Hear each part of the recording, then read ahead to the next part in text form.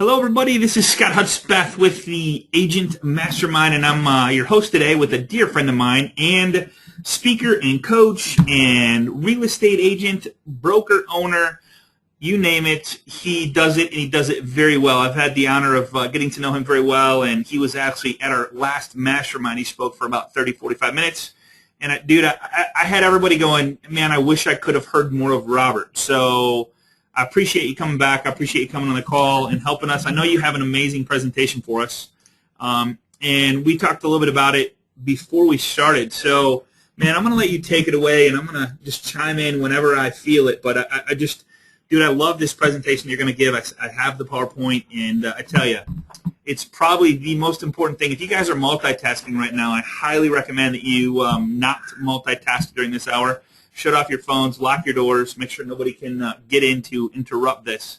It truly is has been and is a life-changing moment for most that actually put this into their business or adopt this or incorporate or whatever you want to say. So, brother, I appreciate you being here, man. I'm open, and I got my notepad ready to go. All right. Well, I want to welcome everybody out to the mastermind session. These things take time.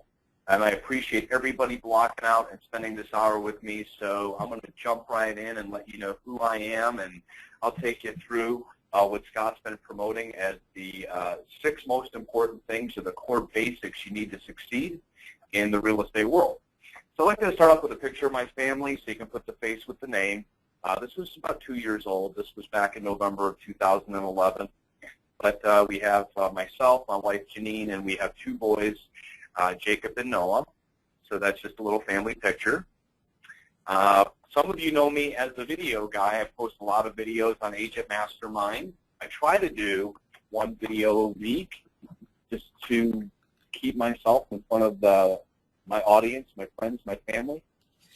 You can see one that I did here at the beginning of August. Top 5 U.S. cities offering pay hikes.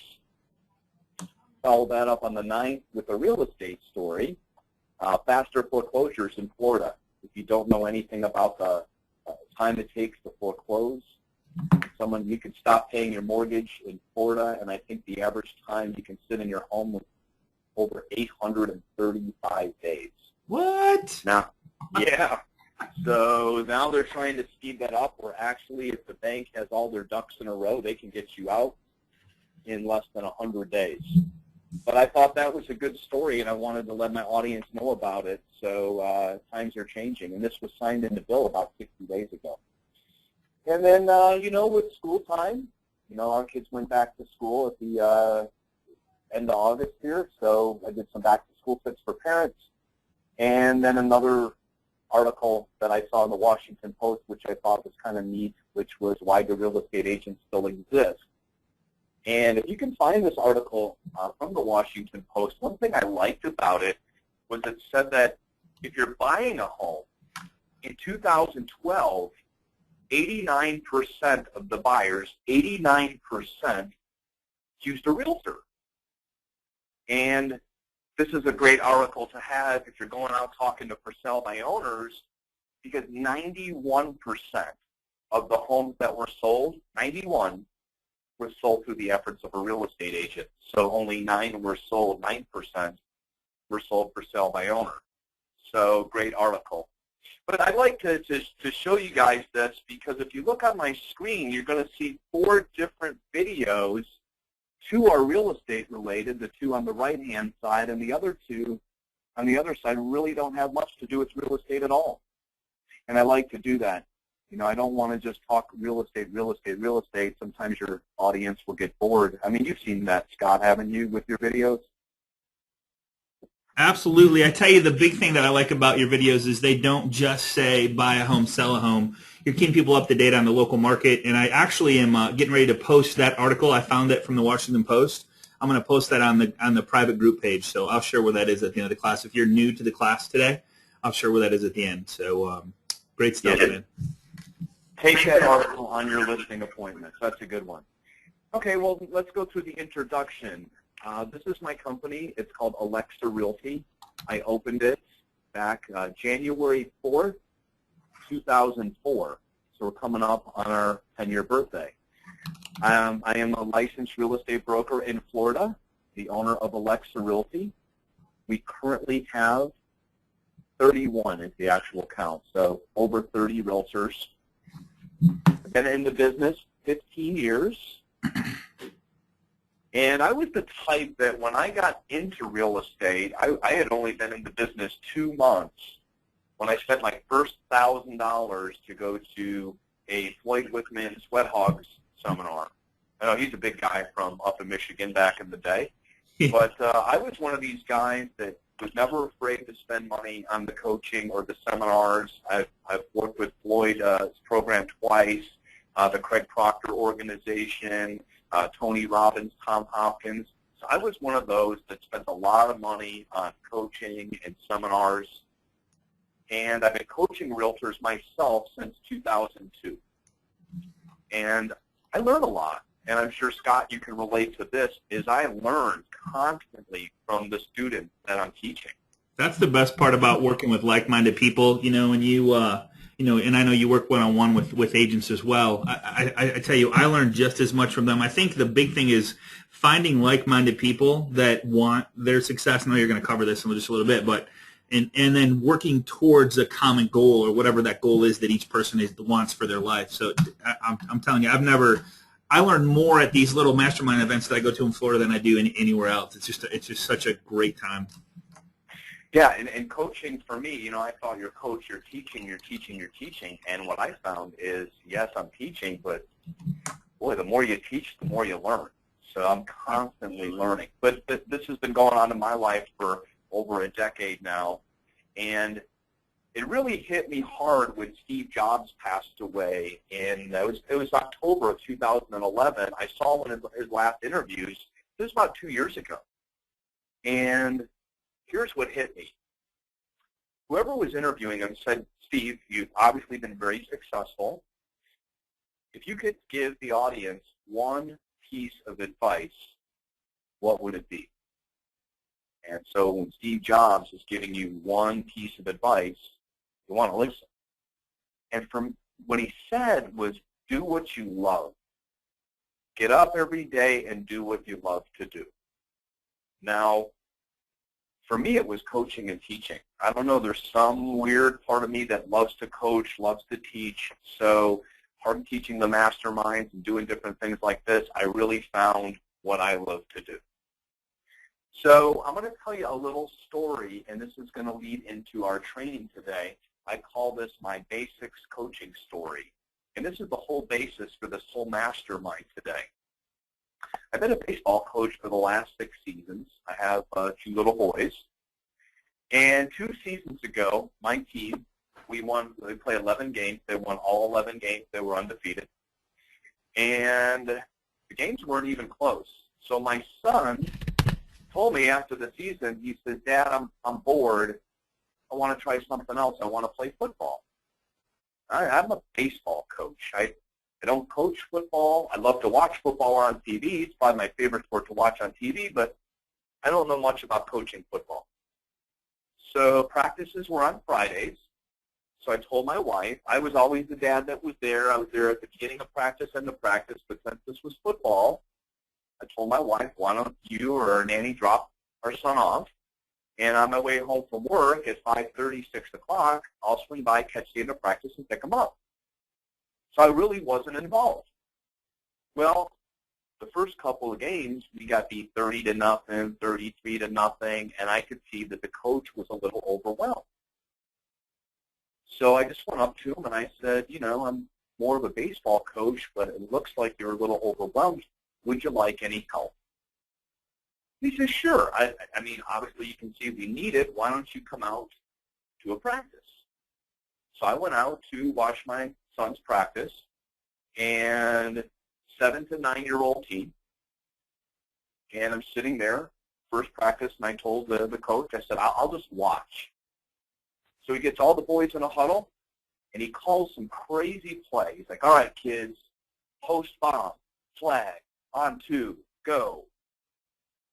I'm 44 years old. I'm thinking post bomb, flag, on 2. Don't know what he's talking about, but let's watch. They snapped the ball.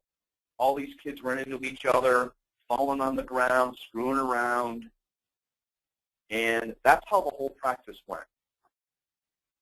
And at the end of the practice, the coach came up to me, had his head down, and he's like, see what I mean? See, these kids, they don't listen. They're not grasping the stuff. And so I just said, look, I don't want to step on your toes, but if you can see, I'm going to bring this up again. Watch this bullet come up here. Here's my football experience. I said, I don't want to step on your toes, but from being in baseball, what we always did is we broke down everything to the basics. I said, one thing I don't see is I didn't see any tackling drills. I didn't see any handoff drills or any throwing or catching drills. So that's when it kind of hit me about real estate. Like real estate, we have some basics, right? And just to end the football story, when we started practicing the basics, it was like Herb Brooks in the movie Miracle. We would just say, do it again. And they're like, no, we just did it once. Well, that's okay, do it again. They would do it a second time. Again. Again. No, but that was just 5 times. That's okay. Again. Again. Mm-hmm. Again. And we would just drill the same things for like an hour. So they didn't even have to think about it anymore. And we went from being the worst team in the league to 1 minute and 43 seconds we were leading. And if we would have held on, we would have played in the championship game the following week. So you can turn a bad career, a bad team, bad relations, anything, just working on the basics. And when Tony Robbins was coaching me, he used to say that mastery is created by doing one thing 5,000 times. I was coaching a student the other day. He's newer to the business. He's only been on the phone a month. He came into my training room and he said, I want to learn some of the new stuff. I want to learn new strategies because I've got the phones mastered. Well, if you've only been calling for a month, there's no way you've made 5,000 calls. So mastery is created by doing one thing 5,000 times. And this bullet point here, you know, a lot of agents, they always want the new stuff. They always want the shiny bells and whistles, the new strategies. And what I'm here to talk about today are just the basics. Because if you can become really strong at the basics, that's the foundation. That lays the foundation for your whole business.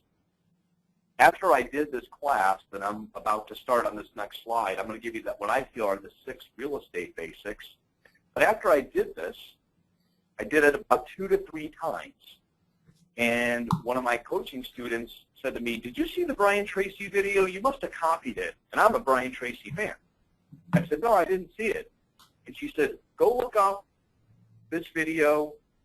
I go onto his Facebook page. If you're not friends with Brian Tracy on Facebook, you should be. He's got a lot of great motivational and business stuff. But he basically said the same thing that I'm going to show you here. He said, take your career, whatever your chosen field is, and break it down to just the basics. Every career has about a half a dozen basics that you need to master. And that's where you start. And you're only as strong as your weakest link. So if there's 6 basics that I'm going to show you that it takes to be a strong realtor, those are the 6 things that you should be getting good at immediately. So let's jump right in here and let's talk about the 6 core skills. And I always talk to agents about this when they come in and see me. I have no interest in trying to teach you how to sell a house. Here's what happens. If you sell a house, you get a commission check. You take that commission check, you put it in the bank, you pay a few bills, you're broke again. So then you have to run out and you have to chase selling another house. So you can get another commission check, pay bills, you're broke again. It's like this vicious hamster cycle. So I don't have any interest in trying to teach you how to sell a house. I want to teach you how to build a business because it's a business that's going to last. It used to drive me crazy when people used to miss coaching sessions, and I would ask them, well, where were you today? Oh, I picked up a buyer. I had to go sell a house. And they said, well, we need to have better control of our schedule because you could have moved a buyer easily to another time. And we'll talk about that. Or if you have any questions, we can discuss that. Okay, so here are we'll break these down individually, but these are my 6 core skills you need for success. Skill number 1 is lead generation. Without any leads, nothing works. This is the gas that goes in the tank. You could have the most beautiful car, but if you don't put any gas in the tank, that beautiful car goes nowhere. And I'm so surprised how real estate agents do not like to spend any money on lead generation. And I'll give you a site you can go to and get all the leads you need to get started. And I've actually added it to the PowerPoint. But that's core skill number 1, lead generation. Number 2, database management. Now, this is a skill that I neglected for way too long. You and me both, man. Yep. Yeah, this is one of the biggest mistakes I can say after 15 years that I've made is I neglected my database for way too long. It's almost like chasing the new strategy. You know, a lot of people, they chase the next new strategy. I want to learn this strategy, and when they're done, I want to learn this strategy. Mm-hmm. And some people always chase the new customer. Well, yeah, I sold that guy a house 3 years ago. I don't need him. I want to chase the new customer. And the new customer, and what about the guy you sold a house 3 years ago? How often does he hear from you? Right. You know, we don't need to send out postcards and all that stuff anymore. We can do email campaigns. It costs nothing. You know, postcards, let's face it, they can be a pain sometimes. You got to find the right company. You got to shoot the picture. You got to write the text. How long? You have to have the postcards produced. Sometimes people have to cut them. Then they have to put the labels on the back. Some people have companies do it for them. But the bottom line is, how long does it take to send out an email? Click a couple of buttons, click all, or select your whole list, create an email, and send it. But the database management is huge. We'll talk more about that. Number 3 is prospecting. You've got to reach out to your leads, whether you door knock them, you call them, but prospecting is the 3rd core skill. When they invite you over, what do you say? How do you present yourself? So you have to have some type of presentation skills. Again, that's number 4. One of the biggest in all, now these are all big, but here's where the money's at. All the money's in the follow-up. Because the lead generation, that's big because that's the gas that goes in the tank. The database management, that's going to save you money. It's also going to make you some money because you won't lose people. If you're calling people and they're saying, well, you know, Scott, listen, I'm not right now. You caught me at a bad time. Call me in 2 weeks. You can put little notes in your database and little reminders so you can work 40, 50, 60 clients at a time because you're getting little reminders. Call John today. Call Mary tomorrow. Call Scott in 2 weeks. You can look back in your database and you can see what you guys talked about. Again, prospecting, when you call them, what are you saying to them? How do you say it? Are you trying to sell anything over the phone? When you get invited out, what type of presentation do you give? Do you just go in and wing it? Are you there trying to sell them something? Are you just trying to have a conversation? The follow-up. Then number 5, how you follow up. You know the biggest thing I hear all the time, Scott, is, you know why I don't follow up on anything? I don't know what to say to them. Don't know what to say, exactly. I don't know what am I going to say? I mean, it's a for sale owner. They told me, you know, maybe in 2 to 3 weeks, or they told me if I have a buyer, bring them by. I don't really have a buyer, so what am I going to say? And we'll get to that. And then last but not least is handling objections. So that's, when you think about handling objections, that's just, most of the time when you give your presentation, you get a no. Hey, Scott, you seem really good, but we're not ready yet. You want to wait. We're going to maybe interview another company. We don't want to spend the money right now. So you got to learn different objections you can handle so that you can turn some no's into yeses. So there, before we go on, we're going to go through each one of these individually. But take a look at that screen real quick. What if you could master just 6 things? Just these 6. I mean, Rob, what if you had here's the crazy thing is, I know you're going to talk about this, but what if you had each one of these in your daily calendar every single day? They have to be, and that's I know. But I mean, like from this time, I'm going to do lead generation, database management, prospecting, presentation, work on my presentation. I mean, like you said, 5,000 times. Is your presentation good enough? Or is there a competitor that keeps beating you over and over and over again? And why are they beating you? What are the objections that they're overcoming that you're not able to overcome? Why are they getting the deal? So, I mean, just think about if you did nothing but this. There's no shiny whistles here, and that's the hardest part about the basics. This stuff, for the most part, and I'll just say it, correct me if I'm wrong, Rob, but it's not fun. Everybody. No, it's the boring stuff, and that's you're exactly right. And when I coach agents, I'll say, let me be honest with you. I can coach you one of 2 ways. I can give you a lot of bells and whistles and a lot of real fancy stuff that can blow your mind and make you think that I'm the greatest real estate coach ever. Right. Or I can just give you the blocking and tackling drills that are really kind of boring. But at the end of the day, that's where all the money's at. Amen. So just by a quick show of hands, who wants the fancy stuff for me to impress you, or who wants just the boring stuff that makes the money? And, every time they say, I'll take the boring stuff because we're really here to make money. That's what we want. Absolutely.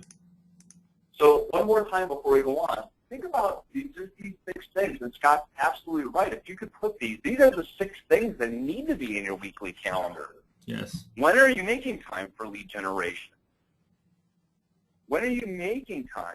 Or if you don't have the time to do it, do you have an assistant plugging all these leads into a database?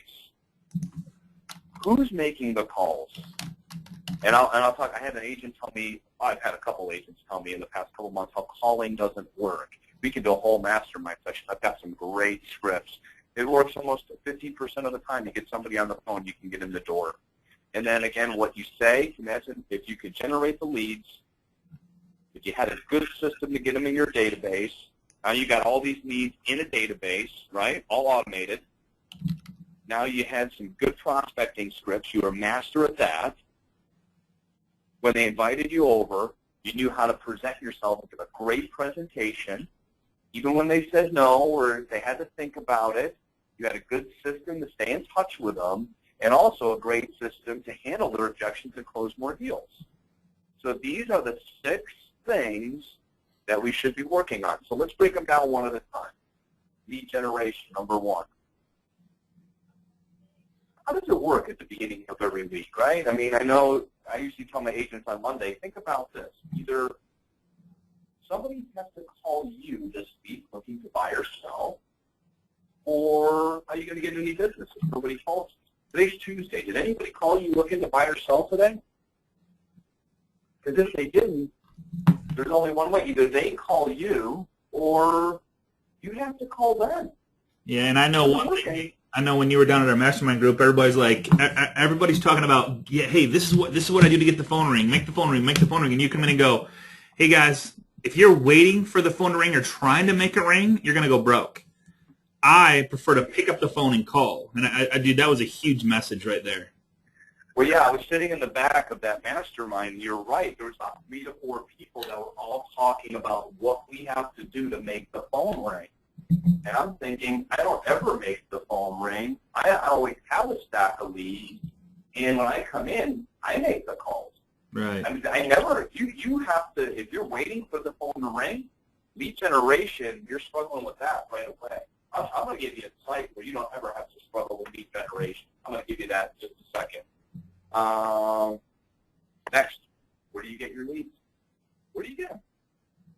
I have a guy that does really well. He's in a referral group called BNI, and he's probably making 6 figures from this referral group. So if you have good referral groups, RGA, BNI, different things where people refer all kinds of business, well, maybe you don't have to make the call.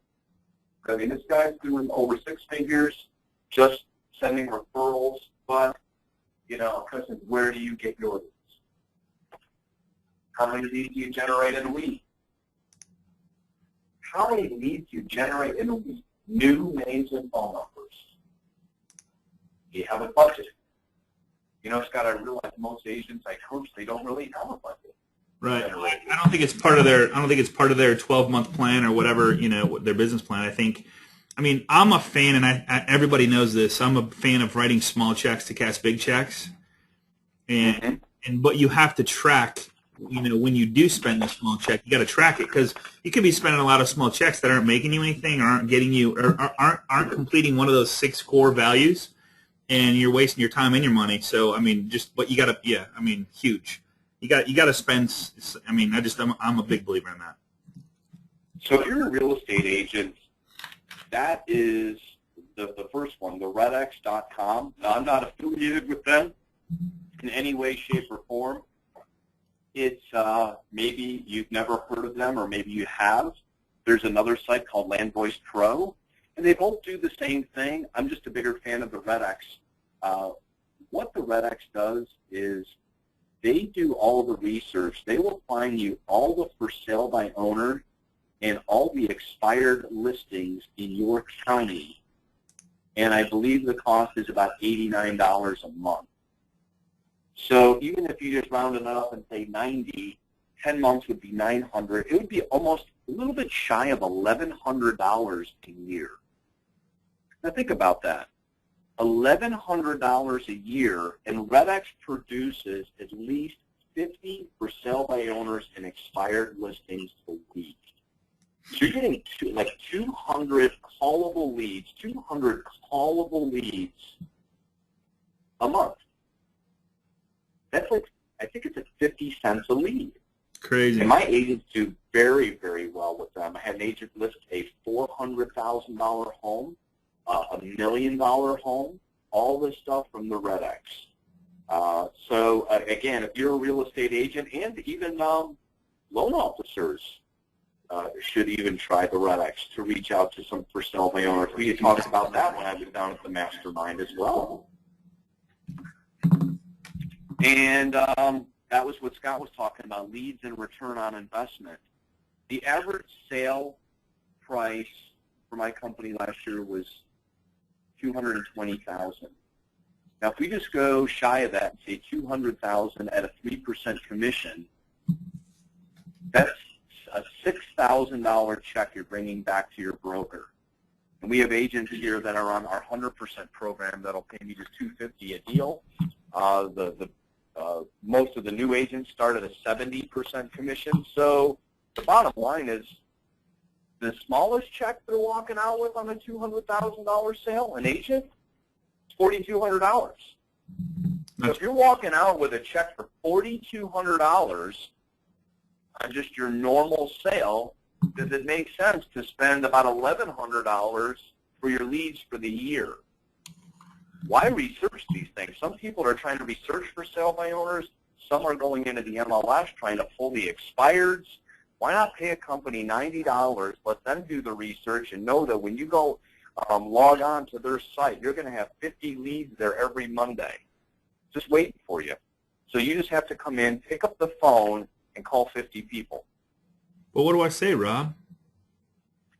Well, you can be 100 excuses why we can't do it. Yeah. Something else came up, man. I know, man. I had something to do. Yeah. But that's just a suggestion, and that's where it drives me crazy when real estate agents say, "Well, I'm gonna do some things to make the phone ring."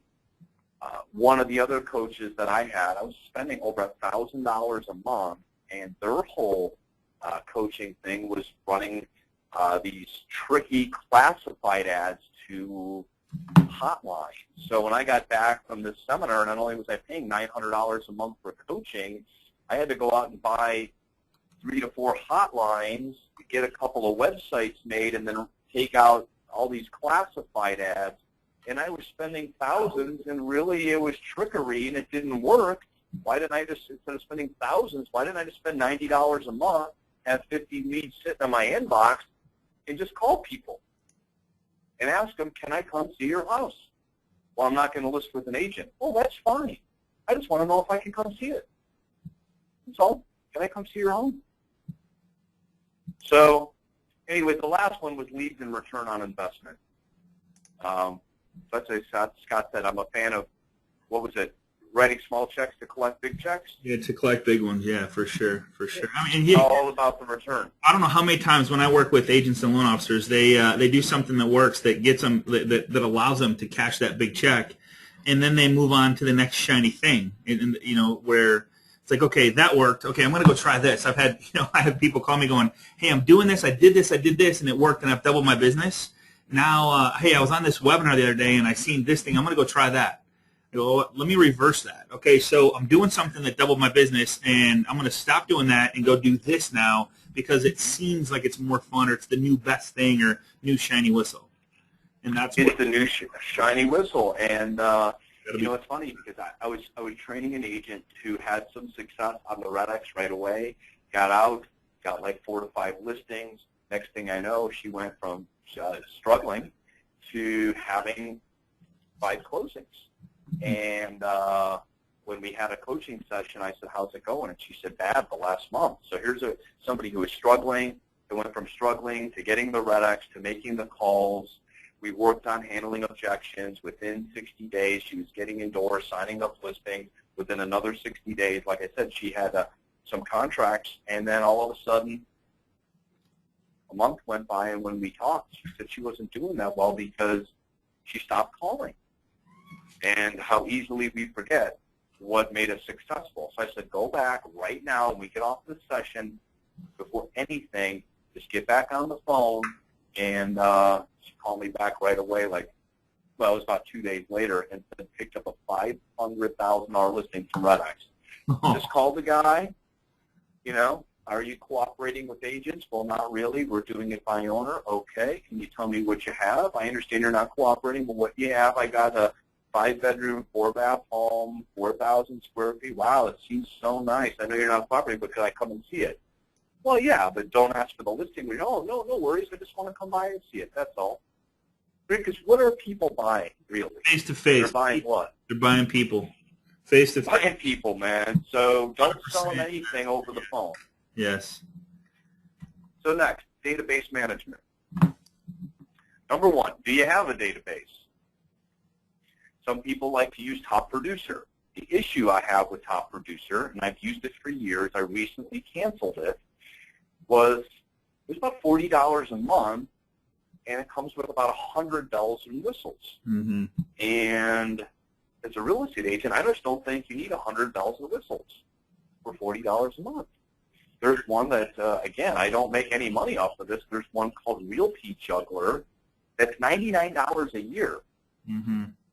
And it doesn't have, instead of having 100 bells and whistles, it has 20. Mm-hmm. So again, I don't need 100 bells and whistles for $40 a month if I'm really only using 12 of them. Give me the 20 bells and whistles. I'll still use the same 12, and I'll try to learn a few more. I'll take that for $99 a year. But, you know, again, do you have a database? What is it? Is it a Top Producer, Infusionsoft, Constant Contact, Realty Juggler? You have to have a database. How many contacts do you have in it? Think about this. If you can add 2 contacts a week into your database, or a day, 2 a day, 5 days a week, right? That means every week you're putting 10 people in your database, 10. If you just do that 50 weeks out of the year, that means every year you can put 500 new people in your database, 500. Now, if you can get in the habit of sending out an email drip campaigns, whether it's 1 or 2 days a week,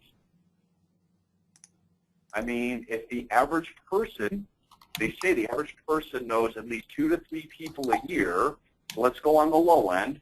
Let's just say they know 1 person a year who's buying a home. There's 500 deals that in your database within 1 year, 500. So that's the point of the database.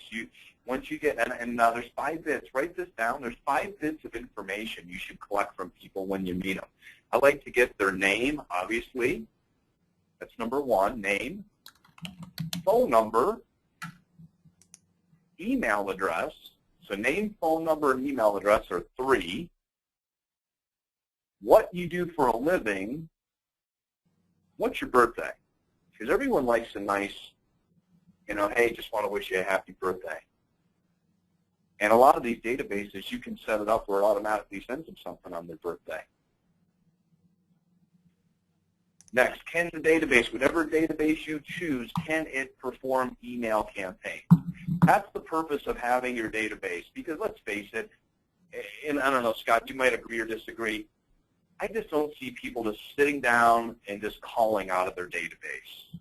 No, it's a drag. But I think putting these two things together, like the last slide where you said people buy people, but they buy people that they can remember. So if they don't remember you, yeah, you help them with the largest purchase of their lives, but they say that after 90 to 120 days, they just flat out don't remember you. And guys, they have friends, family, and coworkers. If you set the stage right and you stay in front of them, we have actually started a campaign where we actually are calling our past database, and it's part of our daily success plan.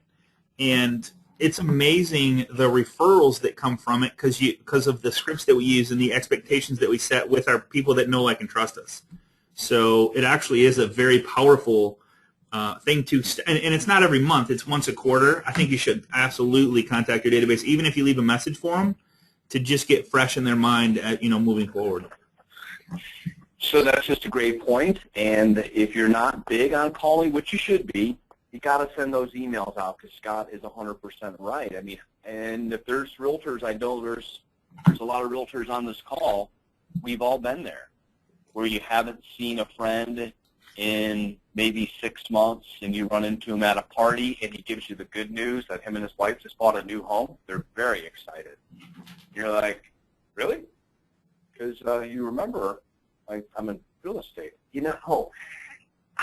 Gosh, yeah, I did remember. Yeah, but, it was just one of those things. It was quick how it happened. I mean, it's happened to all of us. Here's what I know. I know that most people don't like salespeople.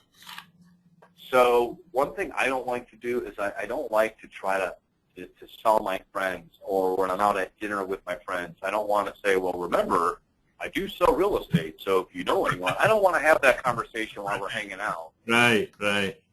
But what I will do is I'm going to get you into my database, and you're going to get my weekly video every single week. And then when I remember going to work out at the gym, my trainer pulled me aside at the gym, and he's like, hey, I saw your video today on short sales. Can I talk to you? Because me and my wife, we need help. We need a short sale. And that's how it works. I've had friends call me from New York. They've seen my videos. So when you do the videos, you build that credibility. You are the expert in your field. You got like 1% of the people in the mortgage and real estate industry are doing video. Mm-hmm. So you really stand out. It's a lot different than sending a postcard. You get that credibility, then you just blast it out through your email campaigns. Hey Rob, one of the contact management is called TargetHero.com. We shared this on a couple classes ago. It's a pretty awesome email campaign that's actually free to use, up to 5,000 people for your database.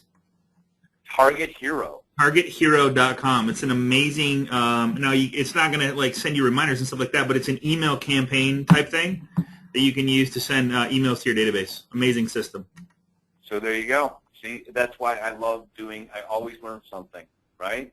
That's right. Every time I do a class, I'm writing that down. Target Hero. TargetHero.com. Yep. So next, how often do you contact your database? What do you send them? That's a big one. I always have people asking, what do you send them? The answer on that is just something of value, right? If you're going to send something to somebody, send them something of value. Maybe something that will make them laugh, some type of tip that they'll want to share with their friends. We've all seen a video on Facebook or YouTube that we've asked another friend to look at, or we've shared it with somebody, or we've asked a friend, hey, have you seen this video?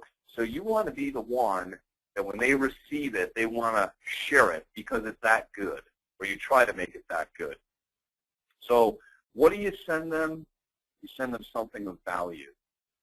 And I work off of this method. It was an old Tony Robbins method called send, call, see. I always send. and then I follow up with the calls, and then I try to go see. I do, last November, I had 14 realtors. It was the first year I went on a recruiting campaign to try to grow the size of my company. And I said I was going to try to recruit 2 a month. So that would be 2 in December to get to 16. Then if I did 2 every month, I would be at 40 by Christmas. So I worked by sending things to realtors. I would send information. I would send tips, educational webinars, followed with a call to see if, who received it, what they thought, and then try to see if we could get together. And we went from 14 last Thanksgiving to 31. So I'm on pace to hit my 40 as of December. Take a company from 14 to 40 in a year. Next, prospecting. You got to make the calls, and that's one thing everybody dreads. But if you are not selling, and I think my coaches, a lot of my coaches, they didn't do me right here. Because there's a lot of coaching scripts I have gotten through the years on calling for sale by owners, and a lot of them, you know, I want to tell you about a special offer or a special program. You know what I realized through the year? A special offer or a special program sounds like what? Yeah, sales pitch. Sorry, man. I was sitting here talking. I had myself muted, but dude, going from 14 to 30 is awesome. By the way, congratulations on that. And I know you're just, and I know you're just getting started. And, you know, the cool part is you actually help the people that join you. So that's, you know, finding like-minded people and helping them with the basics. I think is it's just awesome. So congratulations. Well, that's what we just thanks, man. We're just bringing them in and just putting them on the 6-part system. Right. Well, prospecting is so let me back up. Number one, you've got the leads. So you made a decision. You've got some leads. Let's say you join the Red X. Again, I'm not affiliated with them, but anytime a realtor can get 50 leads in his hands every Monday for $90 a month, you got to do that.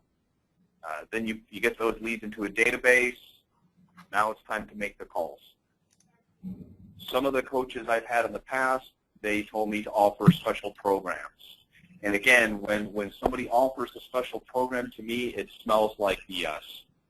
I had an agent come into my office last week, and she's like, I was offering this special program where we can put a home in the MLS for $99, and it wasn't working. She goes, you know, most of these people, they're for sale by owner because they're trying to avoid paying 6%. I said, yeah. She's like, so why wouldn't they take up my offer when I'm calling them up on the phone offering to put their home in the MLS for $99? And because a lot of times, any type of offer over the telephone, whether it's an expensive offer or an offer that's really cheap, is too good to be true. Right? Doesn't matter. They don't buy the deal. They buy the person. So, like, I mean, it's just get the appointment. Like, go see their house. Try to find a buyer for them. Do something of value for them. Well, reciprocity. One is you meet them. They have friends, family, and coworkers that might need your services. So just look at it that way. It's really all it is. So block off your time to prospecting. Biggest thing I see with prospecting is agents will tell me I can't block off 4 to 6 hours, or I'll say call 50 people a week. They'll say I don't have enough leads. So you got to solve the lead problem first, okay? Then you got to block off that time on your schedule. I'd like to track my results. I got a spreadsheet made. I like to see how many calls I made, how many people didn't answer the phone. Out of the people, I think the last coaching session I did, I made 20 calls in 30 minutes. Out of the 20 calls I made in 30 minutes, 12 people answered the phone, and out of the 12 people who answered the phone, 6 invited me over. And out of the 6 that didn't, like 3 of them were under contract. The other 2 were listed. The information was a mistake, and I had 1 person hang up.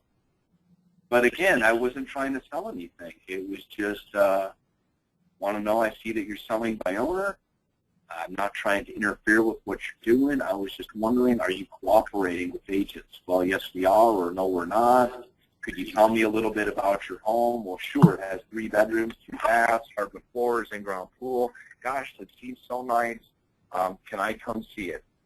Well, you can come see it, but I'm not going to list with you. Oh, I didn't ask you to. I just, the house seems nice. You just told me a lot about it. I just want to know if I should come by and just take a quick look. And just like you said, Scott, they buy you. So do whatever, get in the door. Okay, so track your results.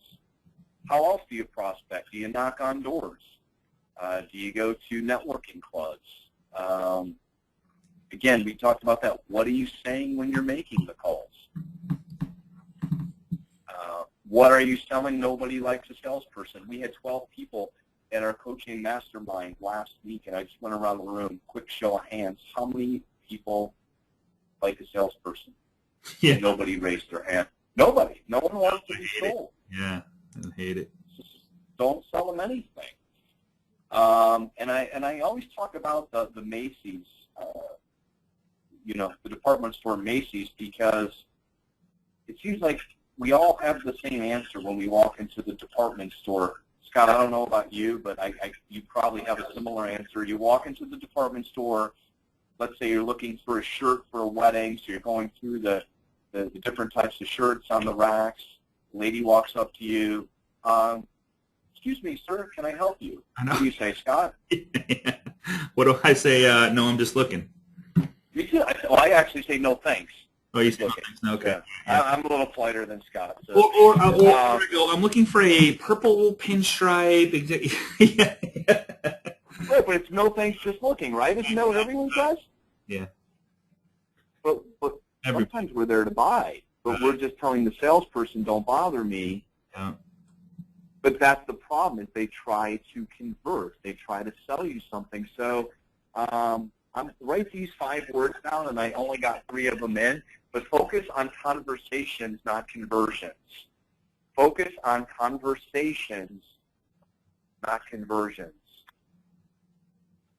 So if I was working at Macy's and somebody came in, I would not walk up and say, excuse me, can I help you? Because that's a conversion attempt right there. Right. People don't want to be converted in the first second. They want a conversation. So if you're there with your son, my little boy, she could walk up and say, oh, what's your son's name? And I'm looking at the shirts. Oh, that's my son Noah. Noah, say hi. Let's say hi. Mm-hmm. Oh, Noah, how old are you? Noah's just turned 6. Oh, Noah, I've got a 6-year-old. So do you like this and like that? Where do you go to school? The next thing you know, she could look up at me and say, so what brings you into the store? It looks like you're looking for a shirt. Are you looking for an expensive shirt, or what are you looking, you know what I mean? And the next thing I know, we've started a conversation. It's just not a conversion attempt. So that's my thing, is focus on conversations, not conversions. And also referral groups, passing out business cards. I mean, everywhere you go, you should leave a business card. Restaurants, you should always leave them with the waiter, the waitress, bartenders, knock on doors. You got to do something, but the whole point is you got to get out there and you got to prospect. Don't be a secret agent, right, Scotty? Right on, Robbo. Okay, next. Presentation. I always like to tell my clients that, like, when I'm working with them, or after when I hang up, hey, don't keep me a secret. Right, no secret agents. Pretty secret. So presentation. Do you have a listing presentation on your computer? We have an office listing presentation. I know you guys have the eProperty sites. You got to have some type of office listing presentation. Have you practiced it? I even put mine on YouTube, and this way I can send it to different family members and friends so that they can critique it. Love it. If not, why not? And you know what's good about actually taking your presentation and doing it in front of the camera?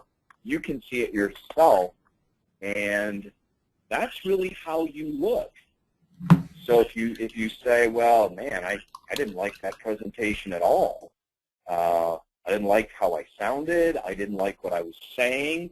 Well, it's good that you shot it and put it on YouTube, and you got a chance to look at how you look and what you were saying, because maybe that's part of the reason you're not getting the listings. Football teams, what do? We study game film. We study our tape.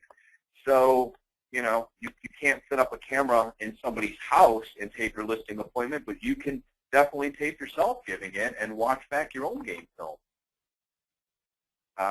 Next, how many presentations do you perform in a week? You should get out there and get at least 5 appointments a week. And it's not hard to do.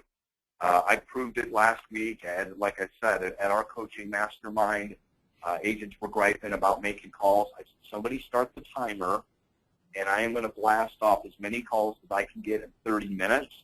And I want you to watch how fast I call, how I'm just asking if I can come see their home. I'm not going to sell anybody anything, and I'm not going to stare at these leads for 20 minutes. Some agents, you hand out leads, and they stare at the paper for 15 minutes. It's like, pick the phone up and call it already. Right. One a day. I mean, we focus on that, too. It's like, okay, 1 loan a day, 1 listing a day, 1 buyer a day, whatever it is your goal is. I mean, just that's it. So, and focus on these 6 things, and that, I guarantee it'll happen. And everybody, everybody has a database, whether you think you do or not, you do. It's just putting it together to where you can connect and engage and interact with it. That's it, man. And get out there and take some swings. Yep. And then do you show prepared? You know, if you get invited to go on a listing presentation, I've had some agents, they don't even think it's going to be a good one because maybe someone was short with them on the phone. And I'll say this, about making your calls, I think this is a great tip. If somebody is really nice to you on the phone, most agents want to go over and see the nice people. But what you have to realize about the nice people who are really nice and invited you over, they probably invited 20 realtors over because they're nice. And that's what they do. And when people call them, they're nice to them. And when people want to come over, they say yes. So when they make the decision, like over 90% of the people had to list with a realtor, you got a 1 in 20 chance. They're going to line up 20 of you, and they're going to pick one. So sometimes when they're rude on the phone, or they're short on the phone, or they hang up on the phone, those are the leads I won't cross off. Those are the leads I'm going to call again in a week or 2, because I know that if they have to make a decision to go with a realtor within a month, they might only have 3 they let in the door. Correct. Because they hung up on everybody else. I love the hard sale too. Yeah. I mean, I look at it, I say it's a hard sale, that's probably not the right word, but finding somebody that's a little harder, because, it's so hard to get a good opinion of somebody by phone. You don't know what they just got done doing or where they're at or what just happened or who knows what's going on when they answer that phone, so you can't take it to, whatever you do, we're salespeople, don't take that to heart. It's true. One of the friends that I made in the business, I made a $10,000 commission. He hung up on me the first time, was actually really rude to me, and I didn't cross the lead off. I called him again in like 2 weeks. He gave me a little bit of his time, was still very short. Third time I called him, it was about a month from the first time. And he's like, man, I was looking for your number. I figured it was time to list, and you've been putting up with my nonsense. And come to find out, when I met the guy, his wife left him right before I made that first call to him. Yeah. So you don't know what people are going through personally, and we take it so personally when we get hung up on it. Not you. Yeah. Even in person, you do sometimes. So you just gotta know that there's other things going on in people's lives when you do talk to them or meet with them. That's very, very true. There's other things going on in their lives than us. Okay, so we got 2 more. So next, follow-up. Okay? So when it comes to follow-up, what is your follow-up system? Okay? How often should you follow up? And I love that Dr. Seuss quote that says, those who matter don't mind, and those who mind don't matter. Think about that. There's people that we've all followed up with, and we could tell they just want to be off the phone with us. They don't care. Yeah, well, Scott, what was it that you wanted, Scott? Yeah. Yeah, well, listen, Scott, like I told you 2 weeks, I'm just really not interested, right? They actually mind that you're calling. But remember what he said, those that mind don't matter. And those that matter, they don't mind. So just follow up and do your work. Numbers People game. that truly matter in your life, they don't mind. Numbers game for sure. Yeah. So what do you say when you follow up? Well, that's where the database helps, because when I call, I'm constantly putting notes in my database. And that's how I built this company from 14 to 30, is in just about the last 7, 8 months. Because when I talk to agents, some of them are taking their state exam within a month. Well, I need to put a note in my database to call them in 3 weeks and wish them luck before they take their test. I need to call them the day after their test. I'm not going to remember the 100 or so people that I've spoke to, so there has to be detailed notes in the database so that when I pick up the phone to call, I can go back and see, oh, Scott, I talked to him 45 days ago. He's taking his test at the end of this week. Call him up. Hey, Scott, remember? Yeah, hey, Robert, how are you? I just wanted to wish you good luck on your exam. So if you pass on Wednesday, Thursday, are you going to be out talking to brokers? I'd love to get an interview with you. You know, so again, the database is going to help you when it comes to the follow-up. Can you follow up by emails? Absolutely. Again, I work by the send, call, see method. I'll send them an email that gives me a reason to call, to follow up to see if they got it, and then try to discuss what was in the email, what the purpose of it was, ask them about their situation, and again, ask if I can help. And follow up with the ones you lose. Too many times you don't get that listing. So you say, forget it. Every listing you go out and meet, if they give you the bad news that they listed with somebody else, you should ask them for how long. And then you should put them in your database. If they listed for 6 months, you should put them in your database at month 3 to take a look at the property. I mean, maybe month 4. Think about that, because how many people are actually going to follow up? Nobody. I mean, it just doesn't happen because you figure it's a lost cause, so you're just going to write it off, where if you actually follow up with them, and you might possibly build a relationship with somebody that has friends, family, and coworkers, and if they're not happy with their current agent and you're calling them on a regular basis to just check in, and they're like, man, I'm just, and somebody comes across their plate that's looking to sell a home, and they're not happy with their agent, that might be a list for you that you might get a chance at. So you one of my biggest sales, it was back in 2007. Sold 8 units on the beach. It was a multi-million-dollar listing, and I wanted those 8 units. They were selling for about $400,000 to $500,000 a piece. There was 8 units on the water, and I wanted that listing. And they gave it to another agent, and I marked my calendar. I asked how long the contract was. They said 6 months. At the 5-month mark, I looked it up, and they were all still there. They were overpriced. They were trying to sell them for like $700,000 or $800,000, and the market, had already taken a turn. And I ended up getting all those listings, but that was just following up and on one that you lost, right? So, and that's also helped me with recruiting. If there's brokers on this call, maybe there's an agent that you really wanted, but he went to another company, but that's like dating. Sometimes it doesn't work. And if you're just staying in touch and you're just there providing information, maybe they'll give you the second shot. So again, I work off the method send, call, see, always sending, followed up with a call. This was a Notre Dame study, Scott. You'll like this one. This came out to the National Association of Realtors, I want to say about 60 days ago. But 44% of salespeople quit the first time the prospect declines. 44% of the people quit. 22% of the people quit after the second no. So right there, after the second no, 66% of the people are out. Yep. 14% quit after the third, and another 12% after the fourth. 60% of all sales close after the prospect says no 4 times. Wow. So that's what's left. When the prospect is finally ready to say yes, only 8% of the people are still around. Yeah.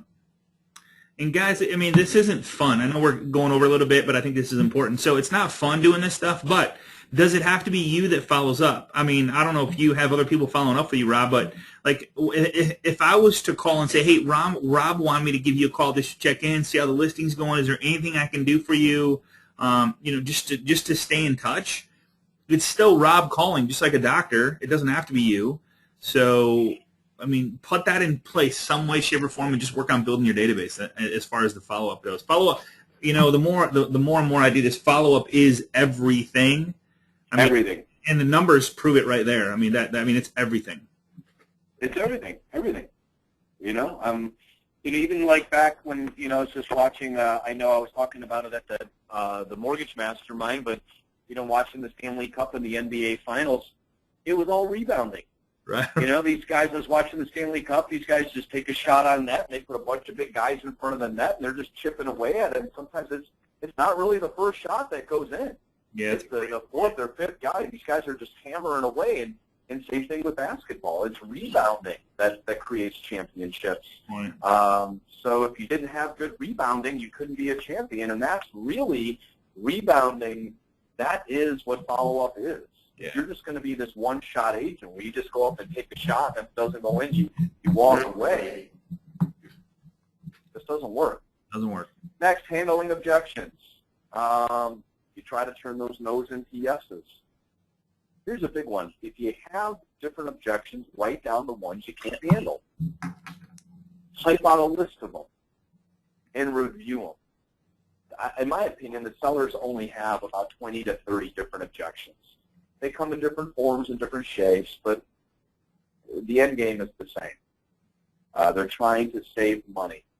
And if you don't have the answers to the objections, ask a coach, ask Scott, ask myself, ask somebody in your office, ask your broker, how would you handle this?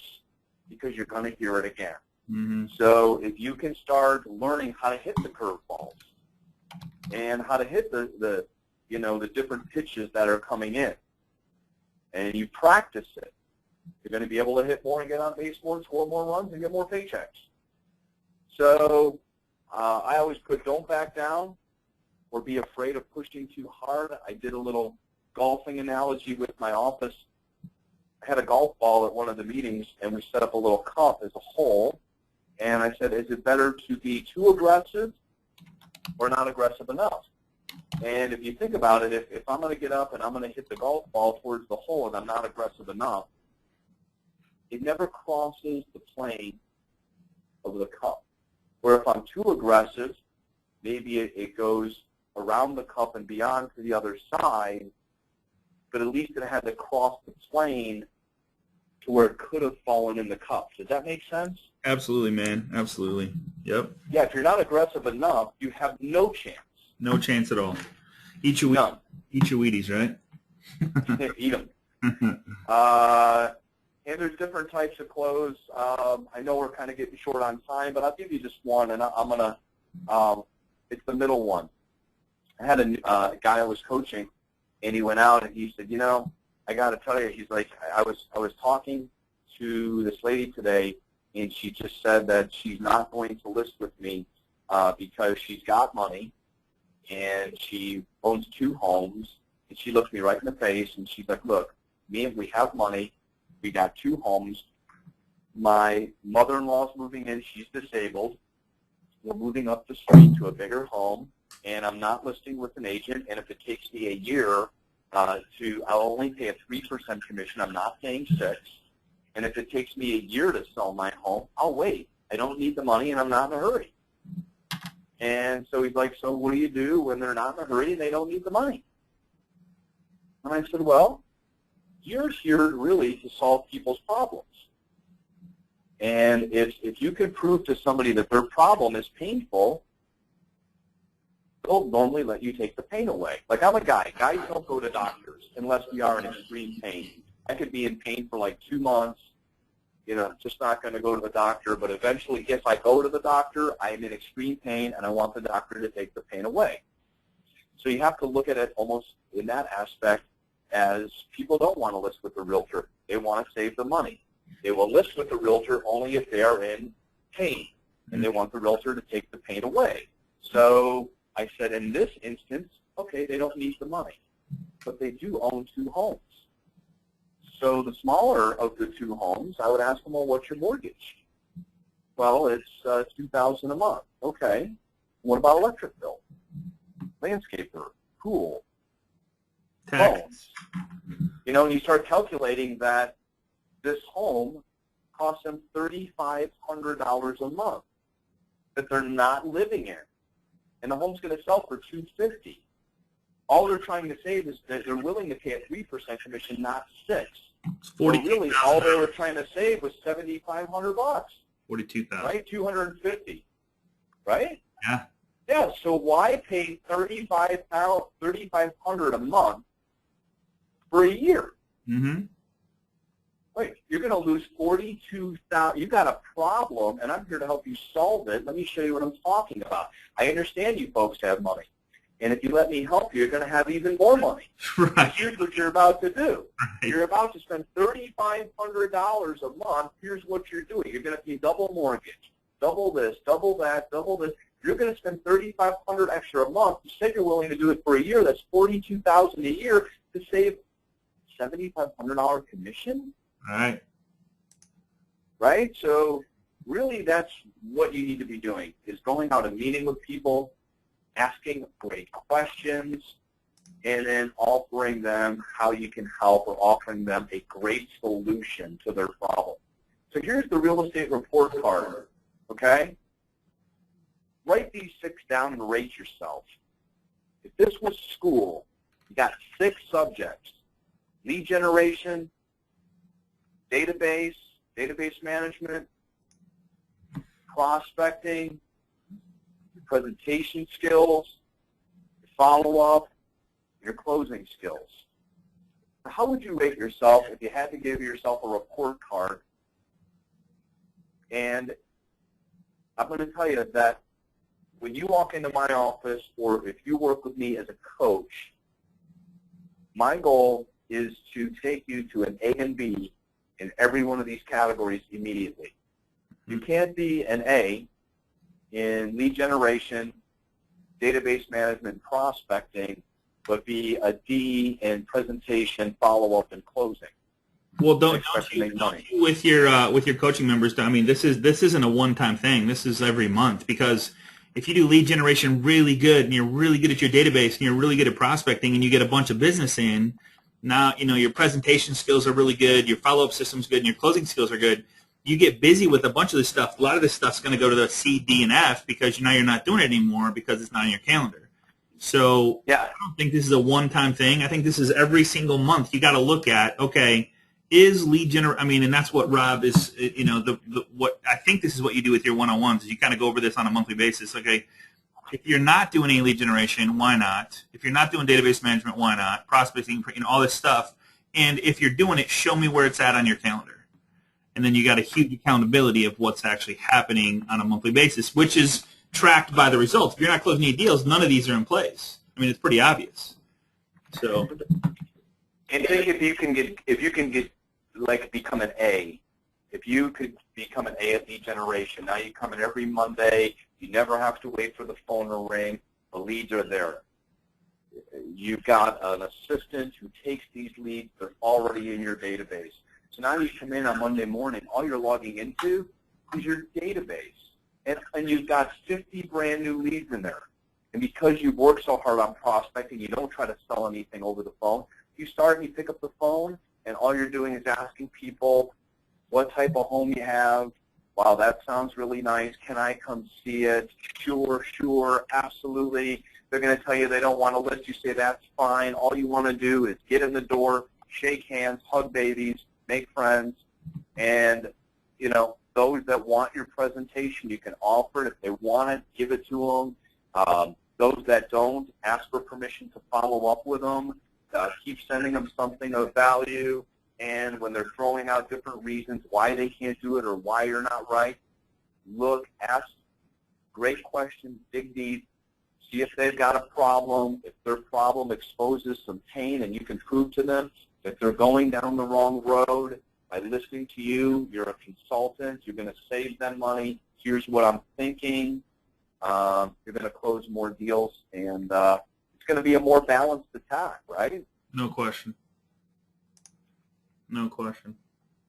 Great stuff, brother. Hey, Thanks, man. Go ahead. So, guys, going back to the basics, I know. The tough part about this is it is the boring part of our business, but man, this is where the checks are written and cashed by the people that are doing this stuff. If you do it consistently, all the shiny whistles are great. Those are great for getting the, maybe getting the listing, building the relationship with the buyer or the seller, however it may be. But this is when it boils down to what you do when you get that lead. And this is so, so huge, man. So take this to heart. Put this in your business. Put it on your calendar. And, Rob, man, I appreciate you being here. I appreciate you sharing with us the basics. And congratulations on your success. I would love it if somebody come back soon and do another class with us and show us your words of wisdom and kind of what you're doing, maybe on a listing presentation or some other. I love all your closes. Maybe a the phone scripts and the closes. We can do one on phone scripts and closes just to get in the door. Okay. I've got 4 great scripts. Okay. Maybe the next class we jump into phone scripts and closes. That sounds great, man. All right, I'll talk to you about it outside of here. But I sincerely appreciate you, and I'm honored to be call you a friend and be a friend of yours. And congratulations, man. Thanks so much. Thanks, guys, and thank you, everybody, for taking the time. All right, buddy. Thanks so much, everybody. We'll see you right here next week on the Agent Mastermind. If you're new to the class, go to facebook.com/groups/Agent Mastermind. Join us. We're coming up on 1,600 people. Really honored to have everybody there. If we missed any of your questions, please just ask them on the group page, and we'll be sure to answer them. There, so appreciate you so much. Thanks. Have a great day. All right, guys. Thanks. Bye-bye.